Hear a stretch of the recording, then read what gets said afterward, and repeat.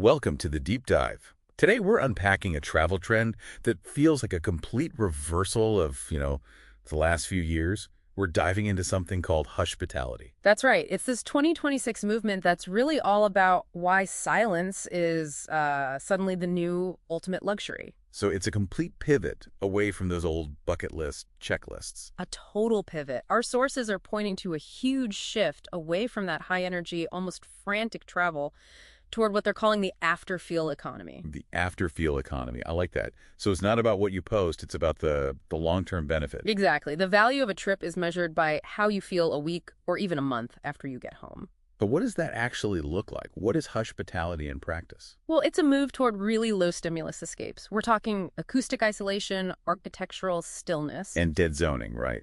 The whole device-free idea. Yes, and forced device-free breaks. It's a strategic withdrawal from what the source material calls algorithmic overstimulus, basically from chronic burnout. So quiet luxury has absolutely nothing to do with being flashy anymore. Zero.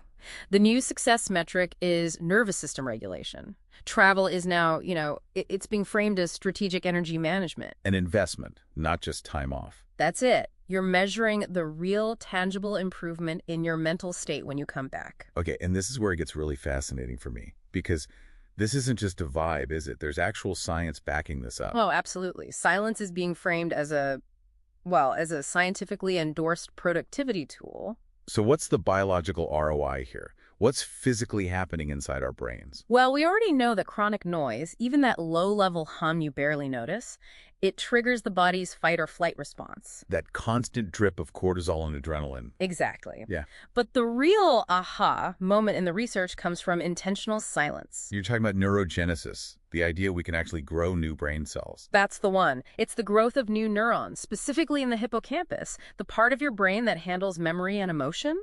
And there was a specific finding on this, wasn't there? A landmark one. It showed that just 2 hours of daily silence could trigger this cellular transformation. Wow. So you're not just relaxing. You are literally investing in your future cognitive agility. You're preventing burnout at a cellular level. It's a strategic move. So if the science is that clear, how is the travel industry operationalizing this? How do you sell silence? They're designing what they call sanctuaries for the senses.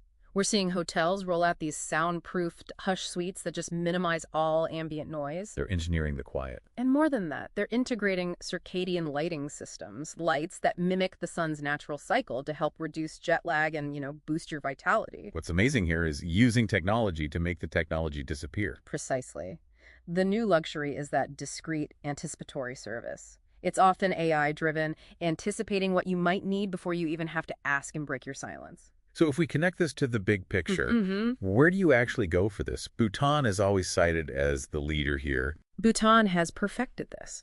It's driven by their whole gross national happiness philosophy. They call it high-value, low-impact tourism. And they maintain that stillness with logistics, with that fee. They do. The Sustainable Development Fee, or SDF, in 2026, it's $100 per person.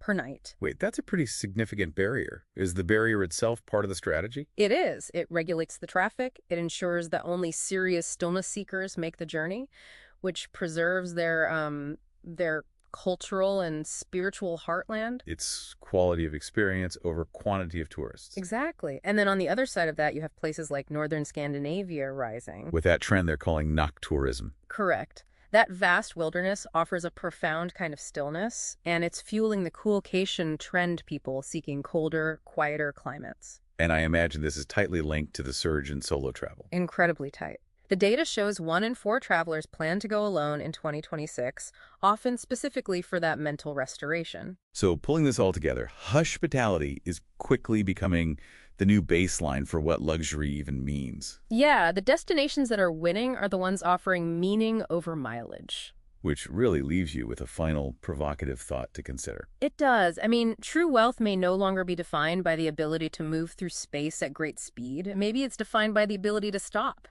to truly regenerate. So if you have access to a quiet space, you should treat it as a strategic asset. It might just be the best thing you've heard all year.